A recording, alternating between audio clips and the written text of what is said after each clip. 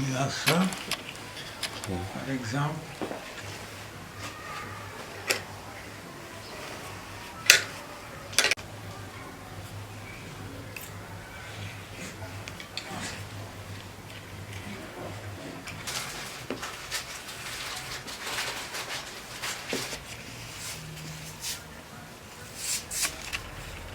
Et bon, également, artiste maquettiste, j'ai fait un peu de dessin. J'ai fait des maquettes de pirogues de la sous-région. Alors, je suis là, dans mon atelier, nommé Almami Art. Je suis là avec ma petite fille, Raki, qui fait aussi de belles choses avec moi. Je transforme, par exemple, les monoxyles qui sont taillés sur un seul bois, et qui est une pirogue très courante pour la région du fleuve. Je fais aussi des maquettes de lanches chez des Imraguiennes parce que les lanches, on les taille avec le bois. On rassemble des bois, on les fait. Alors, mais on ne met pas de moteur parce que ça fait fuir les poissons. Avec le bruit du moteur et le gasoil, je crois que c'est pourquoi on fait des lances des Imraguiennes. Donc, je fais également de l'ana salan, de grandes pirogues qui traversaient tout le fleuve de Saint-Louis jusqu'à Caille, au Mali. J'ai fait aussi du dessin et d'autres bricolages. En tout cas, ici, on fait de belles choses et on crée. C'est Almami art et créativité. La matière qu'on fait pour, par exemple, les veilleuses, nous prenons des bouteilles, des formes de bouteilles très jolies, et on les déguise. Ça s'appelle déguisement.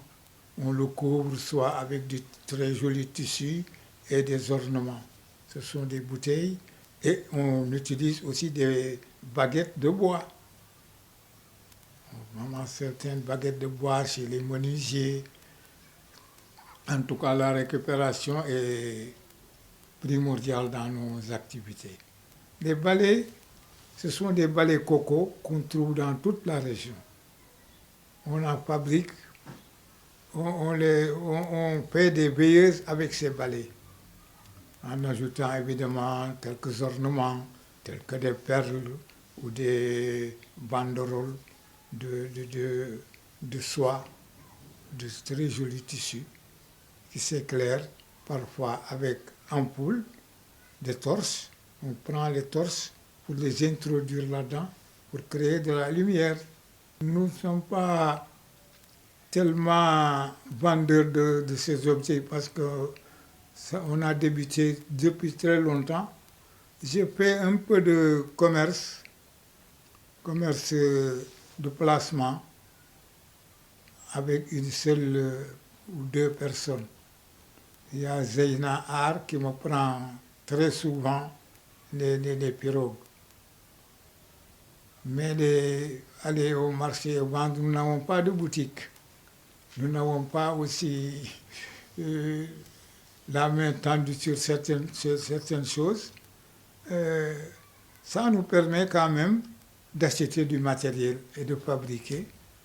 Et quand, par exemple, quelqu'un vient chez nous et qui s'intéresse à nos objets, on peut discuter avec lui jusqu'à qu'il nous propose, nous sommes d'accord sur un prix pour mieux nous orienter dans ce domaine. Évidemment, on aurait voulu vraiment être un peu aidé, sérieusement, parce que je suis à la retraite. Et vous savez, la retraite aussi, ça demande un peu de soutien matériel ou financier. Je suis étudiante à l'université El Asriya de Nouakchott et en même temps aussi je suis artiste. je fais pas mal de choses. Et puis je travaille dans l'atelier de mon grand-père. Je fabrique beaucoup de choses, mais ce que j'aime faire en particulier, c'est les sacs et aussi les chaussures, mais aussi des bijoux à partir du wax et du carton. Donc on peut dire que j'utilise plus les wax et les cartons. Les cartons, je les combine en fait pour faire les sacs. Oui, parfois. Souvent aussi, ça reste stocké depuis très longtemps, mais ça se vend des fois. Il est même une fois arrivé qu'on part là-bas, à Argalé. On a une fois exposé là-bas et on a vendu pas mal de choses. Et aussi, mis à part les sacs et les chaussures, j'aime aussi bricoler certaines choses, comme par exemple faire des cases ou faire des petites maquettes de cases qui représentent les villages, mais aussi des tableaux. Il arrive parfois que je dessine et aussi de faire certains relooking, par exemple les pochettes de téléphone et ça.